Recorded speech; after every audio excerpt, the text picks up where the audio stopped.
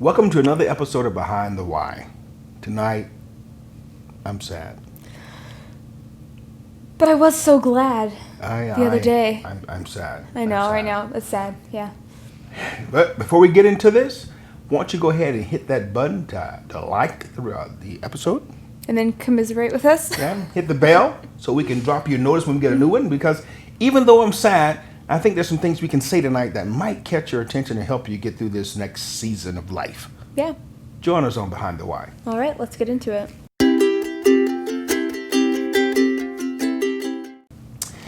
Okay, so you asked me, why am I sad? I'm sad for America. I'm sad for America, and I'm sad for black people in America. We're always talking about, black people always talking about stereotypes. I go into the store and white people look at me like I'm trying to rip them off. Or I go down the street and people do this and people do that. And it's like, did you see the news today of all those black people surrounding these guys coming out of the RNC convention? Right. I'm just looking at them going, why do we keep doing this to ourselves? We live in a country where we have certain unalienable rights, life, liberty, and pursuit of happiness. We have that in our Declaration of Independence. And one of our first guaranteed rights is the freedom of speech. And here we have people who are so offended by the Republican Party that they go to Washington, D.C., and instead of having a discourse where you can go and disagree, or right. if you don't like them, you can vote them out of office. Yeah, but during the RNC, what do? They blow noisemakers. They make all these kind of distractions where they try to overcome what's going on inside. And at the end of the RNC, did you see what happened? Oh, yeah. Oh, my gosh. Well, even there's so many people just waiting to harass, right? Brandon Straka, he's a gay man. He started the walkaway movement. Right. Walking away from the Democratic Party. And he was with a friend, and they're leaving the RNC, and there's this group of these black people who stopped them and saying, "Oh, you're one of those white Trump supporters or something," and started cursing at them, called them fags, and I don't know if you can say that on YouTube. Can you say that on YouTube? I don't know. It was a quote. Well, go ahead. Anyway, go ahead. That's what they said. Cigarette, right? Called him a cigarette. I can delete that. No, don't delete it. It's in there. It's just time. I mean, if we... No, it's just time. I mean, it was a quote. It's what they called him. I am so tired of this cancel culture. I know. We have people, you can't have a decent conversation. Like you said, this young man here who's homosexual, who is still holding on to his homosexuality, but he has seen that the Liberal Party that he was once a member of has abandoned him. Right. And so he even said, there's a video of him back when Hillary had lost, and he was like crying, bawling like a baby. And he's like that was me. Bawling he said like before he actually started, even he said that kind of awakening process, I guess. But and so this point is that this is, I spoke to a friend of mine, and I won't use any names because I don't have permission to do so. But I spoke to this friend of mine, and I had made the comment to this friend that if the Democrats win, it would end America. Yeah. And the response was, well, you can't say that. It won't end America. I said, absolutely it will. It will end the America that we have now. It will totally destroy the America that was founded on the Judeo-Christian principle. Right. It would destroy the America of Abraham Lincoln and George Washington and Dr. Martin Luther King. It would destroy that America. It would destroy the America of Malcolm X. It would destroy that America, and we would become something other. We would see, because there already is this, as the Bible says, this spirit of lawlessness. It would be maximized in this nation. Right. And everywhere would become like Portland or I mentioned in Seattle, my last, the little short I did that, it says righteousness exalts a nation, but sin is a reproach to any people. And what I saw last night, and what I have been seeing coming out of the Democrat Party, and I know people who think that I'm a sellout, I'm Uncle Tom, I'm a coon, all those other kind of things I get called, because I have supported the Republican Party. But I say to you, look at what's happening in these areas where Democrats rule. And you look at these cities, they're on fire. People are being shot and being killed all the time. I'll put up a stat later on. But in New York last weekend, 11 people shot in the city of New York. Now, when that city was under Democrat rule back under Giuliani, it was considered one of the safest, largest cities in the nation. And now, in one weekend, you have people getting shot. 11 people. And the crime rate in New York, I think, is up 300%. The people are being held hostage in their own homes. Mm-hmm. People are fleeing New York. Of course, the rich and famous aren't bothered by it because they're on the island now. Well, but, so they can make their statements about how wonderful New York is because they're not living and they there. can make their statements earlier, right? I see all these tweets, different celebrities saying, let's just say it for what it is. Trump's a con man and a thief. And I'm like, why are these celebrities, okay, who are really out of touch with the normal reality that most of us live? Mm-hmm. They're saying these things, and like you had said previously, right? It's just what's it called? Mudslinging. Mudslinging. See, in the old days, for you younger people, in the old days, politicians used to do what's called mudslinging. They would throw mud proverbially on a white wall. Yeah. So when you wash the mud off, the mud came off. They come back and say, "Oh no, I'm sorry, I misspoke. I didn't mean to say that." So then what happens is that, the mud is gone, but the stain is still there. Yeah. And so what we have seen now is a digital form of that, where the Democrat Party, they tell a lie. And they know it's a lie. Yeah, and then they tell the lie again. And then they have the liberal media support that lie. Yeah. And over again. Because here's one, for instance. Here's a new lie. And it's just, again, it makes me sad and it makes me angry because I know black people are going to suffer behind this. I know we're going to suffer and we're going to die behind this. And I know that as sure as I'm sitting here now. But here, the entire time since the first riot behind George Floyd, the Democrats and leadership have done nothing but support this madness. 100%. They have supported this madness. And when there were riots, they called them protests. And they kept supporting the craziness.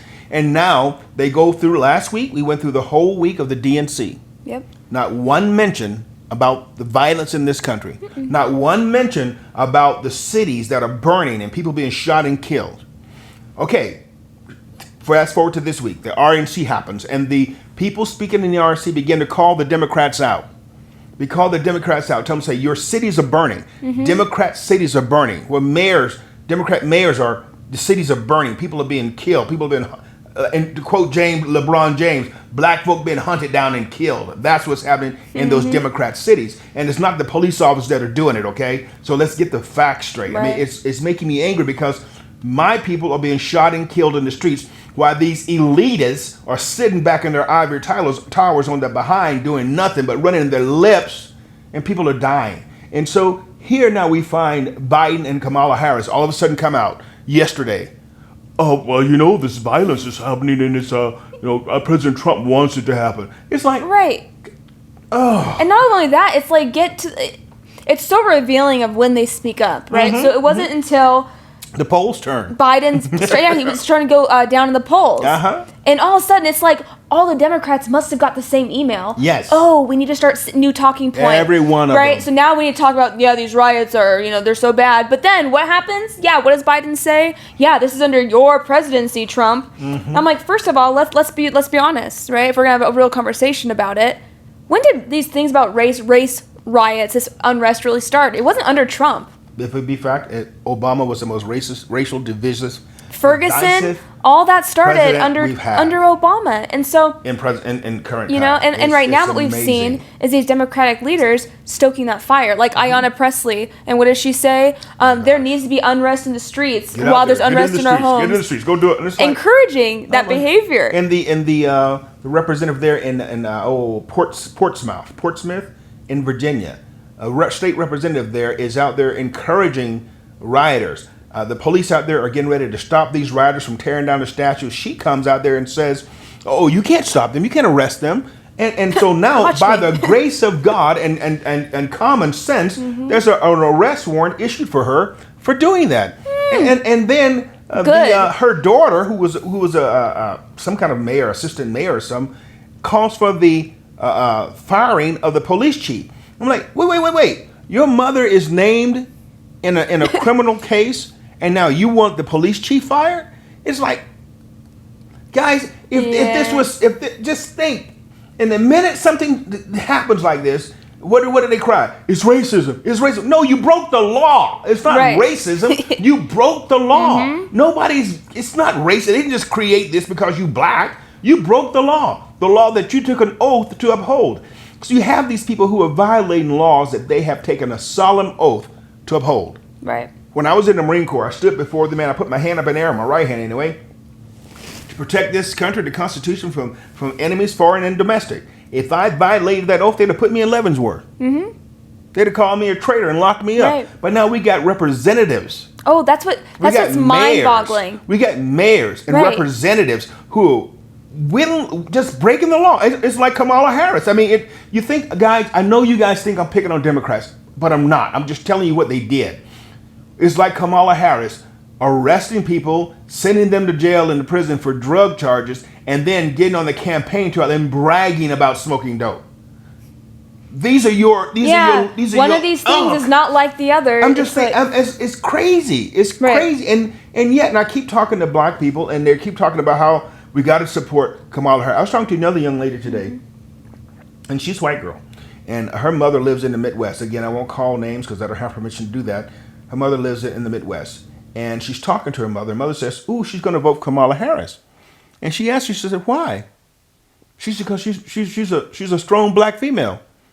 She goes, "But what qualifications does she have to do the job?" She's a strong black female. And that was her answer. Yep. Well, she's a strong black female. And she goes, "Okay, but I happen to know, because this person is in law enforcement, I happen to know about her from the professional side, having worked and had friends who worked in California. This is who she is." And the mother says at this point, "Oh." It's like, and this is what the Democrats want, guys. They don't want you to think. They don't want you to know what's real. Right. They don't want you to have come off. It's like Vernon Jackson said. It's a new plantation. They want you on the plantation of the mind. Well, here's what got me. Okay. Oh my God. So Kamala Harris did a rebuttal to the RNC. I couldn't listen to it. I listened to it, and I gotta tell you, I was actually laughing out loud because I was like, "Is this real?" Here's why. Because I think she's banking on just hoping that nobody watched the RNC. Because if you did, I'm like, you'd have to be so jaded because everything she said was like a different reality. And of course, she said that Trump, she's like, the RNC is painting a reality that's not real. And I'm like, what? I mean, like, what? I'm looking at it and I'm going, and what makes me sad, again, I love. When I say I love black people, I don't mean I love every black person I ever met, okay? Because people are people. Something my grandmother taught me when I was 5 years old. People is people. People. You're going to meet some good black folks, she said. You're going to meet some bad black folk. You're going to meet some good white folk. You're going to meet some bad white folk. So people are people. But I love us as a people. And what I see happening to us is, as a people, we are cooperating with our own destruction. With our own destruction. We talk about Margaret Sanger and her racist rant and stance to eliminate or eradicate minorities in this country. Right. And then you talk to black people about abortion and they talk to you like you're crazy. It's just another sin. It don't matter. I'm like, don't you understand that this thing was created with the idea of destroying you as a people? This push of Planned Parenthood was designed with the idea of destroying you as a people. And right now, we've said it 1,000 times, and I'll keep saying it as long as the Lord gives me life and I have a platform to say it from. You know, roughly 3.5% of the birthing population of this country, accounting for over 35, 36% of all the abortions done. That means 3% of the nation's women who are capable of having birth are accounting for about 35 to 36% of all the dead babies in this country, and it's not the Klan killing them, and it's not some police officers killing them. It's violence on blacks, but it's coming at the hands of black mothers who have given up their babies and doctors who are making millions of dollars doing it, and fathers. You guys getting mad at President Trump because he said black men need to stay home and raise their own children, and you call him racist for that. I don't get it. How in the heck is that racism to tell you to be responsible for the children you make? Keep your pants on. It's not that hard. You make a baby, you take care of a baby. You know, one guy got babies from 5 different women all over the city and ain't taking care of none of them. As one man said, he was living with this girl and asked her, said, "Well, what do you do for a living?" And she said, "I'm in the system." Yeah. That's her job. I was like, that is your job. She's living on the plantation. That's where she's at. She's on the plantation. You know, what gets me, I have to say, though, on a positive note, the RNC was more than I ever thought it would be. I gotta say, I've talked to so many people. Oh, gosh. It is the best Republican National Convention there ever has been. One thing it did, it put the church on blast. Oh, it did. Jeremiah Johnson did a video talking about that. It put the church on blast.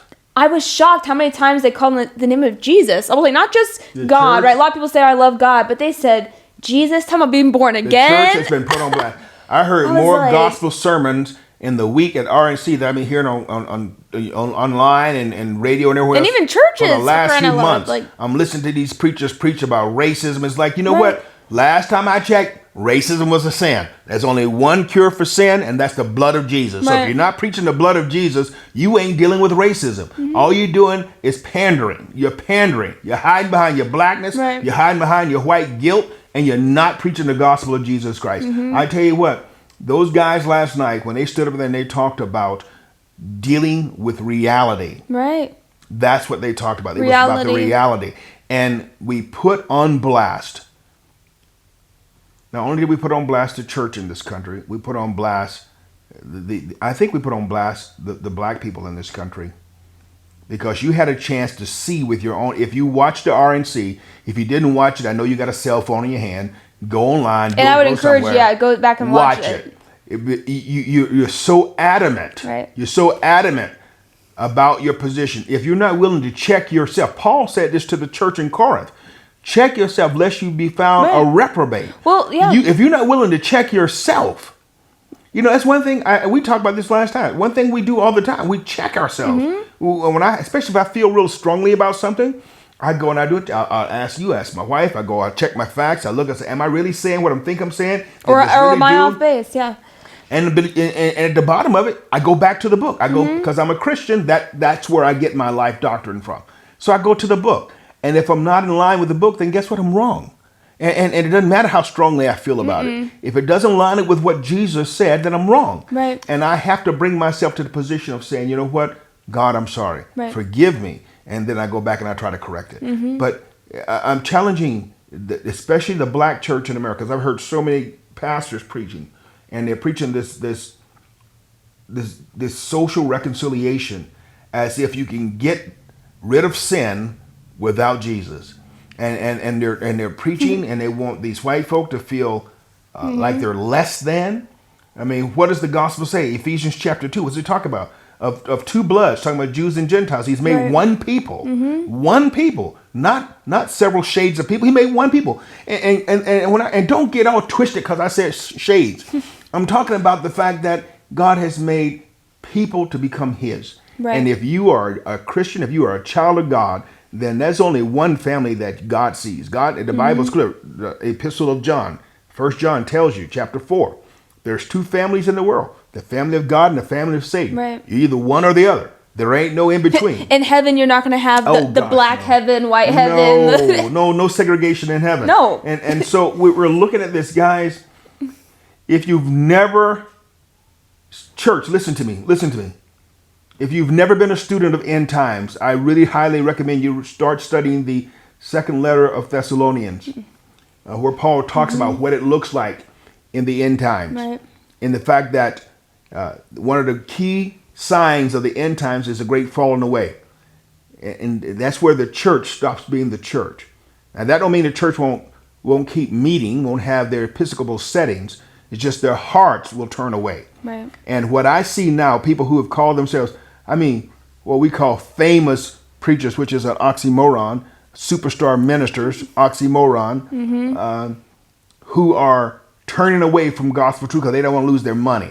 They got these conventions they got to sell out. They got their books they got to sell. They got to have all the videos and DVDs they got to sell. So they can't afford to say anything that's going to be controversial. So they back off of everything and they don't preach the gospel. Right. And so there's going to be a falling away. And I'm not here to tell you who that is, who's going to fall away, who's not. But I'm trying to tell you, you better watch out. I'm sorry. I'm supposed to be shutting up tonight on her. I'm sorry. No, I think it's good because the truth of the matter is, I think these things need to be said because we should check ourselves. You say, we don't know who those people are going to be. Well, don't be one of them. It's all like you can be sure is me. I can be sure I can of be me. sure of me, I can be right? sure of me. And that's what it's about. And I looked at this ugly acting out last night after the RNC. I don't care how much you disagree. You go out there in the streets and you're assaulting and attacking people in the name of a political disagreement, you are a thug. Mm-hmm. And when the Democrat Party sits back and lets that happen and quietly smiles at it, they are thugs. They are thug bosses. Right. They are the Al Capones that send out their thugs in the street and let the thugs do the heavy work while they sit up on the tower and make money. Well, and then just to me too, I'm like, in the audacity that like Biden and his team have to say, if he gets elected, that's how we'll have peace. We'll stop this. It's like, no, it won't. It's not going to stop either way. No, but this is what he said. Listen, see, this is what I mean. This is what I mean. Black folk, you got to listen to what he said. True. We're going to keep burning things down until you give me what I want. That's what he said. That is what he said. We're going to burn it down until you give me. What kind of country is that where you are ruled by a totalitarian? That they try to say Trump is. They know that stupid thing they said about Melania Trump. She wore this dress because it's like a uniform because it's military. Like, how stupid. Okay, secondly, though, you want to see what totalitarian looks like? I just can't. Look at the Democratic Party right now. This is Hitler as a baby. Okay, this is Hitler as a teenager. This is Hitler getting control. Obey me or I will hurt you. This is what Hitler was like as he was getting control over Germany. Right. Have you listened to anybody who's escaped these communist countries? Are they all lying to you? Are they coming over here on boats and rafts and climbing in the mud and the dirt because they left a wonderful country behind?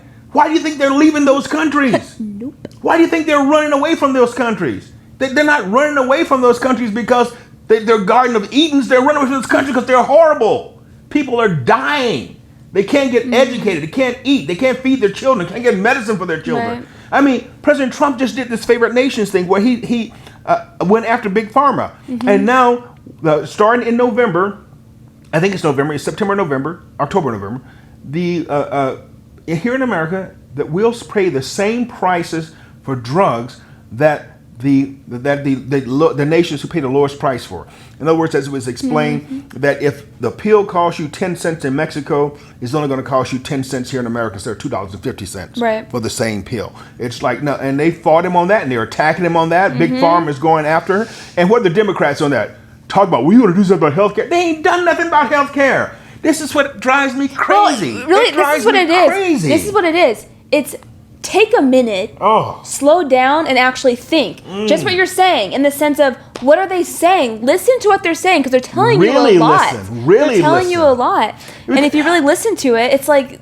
I mean, Biden right now is talking up and down. He's going to fix America. No. He's going to fix racism. No, here's what gets me. He's going to fix this. The man has been in government... for half a century. Okay? Almost 47 years. Almost 50 years. And here's the thing about it.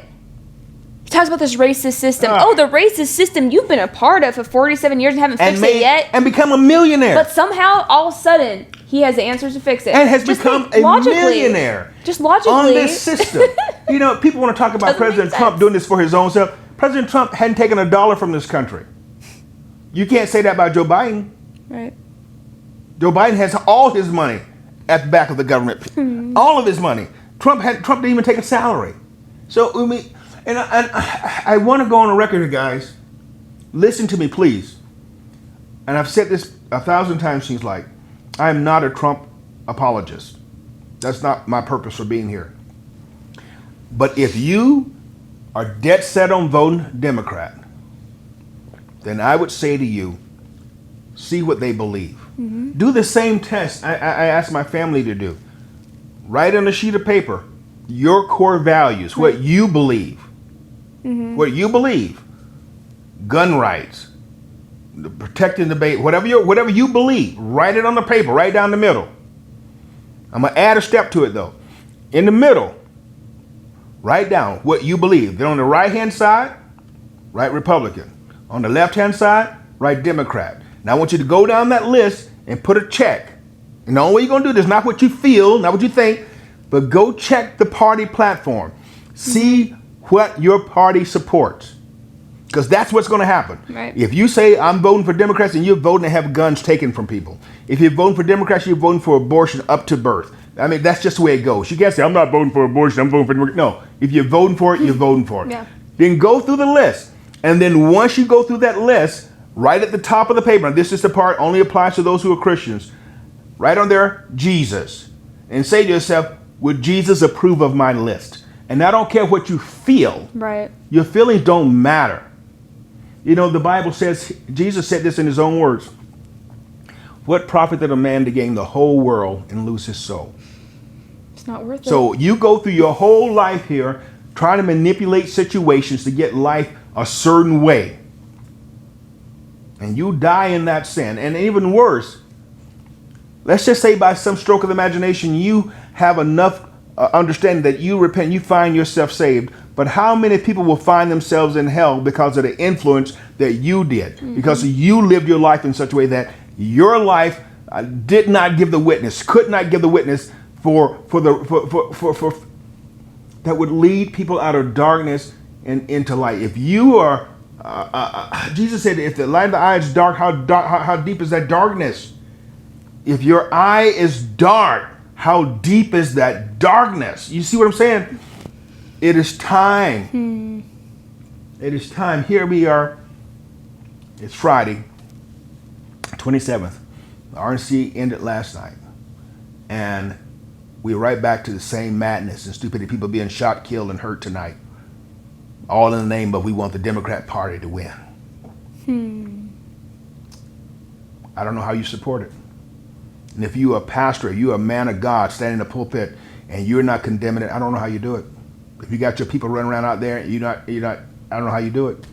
How do you get on your knees before God at night and say your prayers knowing that you pushed people into evil or did not speak up? What does the Bible say? If I send an unbeliever to you and you don't tell him of his sin, he will die in his sin and I will judge him, God says. But I will hold you accountable, his blood accountable at your hand. It's time to wake up, church. It's time to wake up. I'm just telling you right now, it's way past time. It's way past time. Stop playing games. We got these people supposed to be black leaders and all they're doing is leeching us. They're race hustlers. I get so sick and tired of people like LeBron James and all these other guys. Al Sharpton. All these guys. I'm going to take a knee. I'm not going to play my basketball game. You know what? Forget your basketball game. You live in these gated communities. Go back to where you came from. Invest in those communities. And I'm not talking about doing a show stop where you go and put one little school and you show up and you never come back. It was a great thing you opened that school, LeBron James. I'm not knocking you on that. But I'm saying, you know what? Get in the community and live. You're making $9,600 million a year. Go in there and fix up those schools. Get in there, and if you can't, then open a charter school, open a private school, and start teaching people how to read. We got kids graduating who can't read. Yep. And you want to talk about cops hunt down black folks are getting killed in Cleveland where you grew up at, and it ain't the cops killing them. It's time, y'all. It's time. Ice Cube said it best. The Democrats, it didn't promise you nothing. Ice Cube said it. Listen to their RNC. They had nothing and didn't offer you nothing because they haven't had to. Because you always run up behind them like a puppy dog, want to lick their hand. They don't have to. They just same old song and dance, and you just yes a boss, yes a boss, yes a boss. I do it, boss. I do it, boss. I'll go vote Democrat, boss. I do it. I was talking to my brother, Lowndes County, Alabama. Right down the road from Selma, between Selma and Montgomery. I just saw a report online. The city, 2020, 20 to 30% of the homes don't have toilets. They're flushing their human waste out in the fields behind their house. How long y'all gonna let that kind of stuff happen while you yelling at Trump? Trump don't live in Alabama. If you're still listening, play it for somebody else. Because like I just got through saying, Trump doesn't live in Lowndes County. Trump's not a county commissioner there. Those are your fellow Democrats. Those are your fellow black folk down there. What they doing with the money? When I was a child, I went to Lowndes County to visit a friend. This is back in, 79, 80. You know, there were people flushing toilets out in the middle of the field back in 79, 80. And they're still doing it now. And you want to sit here and say, Trump ain't this, Trump ain't that. Trump don't live in Lowndes County. Trump don't live in Selma, Alabama. Fix your cities. You take responsibility. Stop playing games. It's not about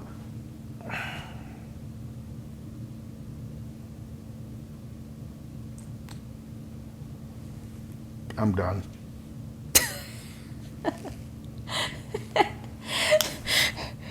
Till next time. Peace. Peace.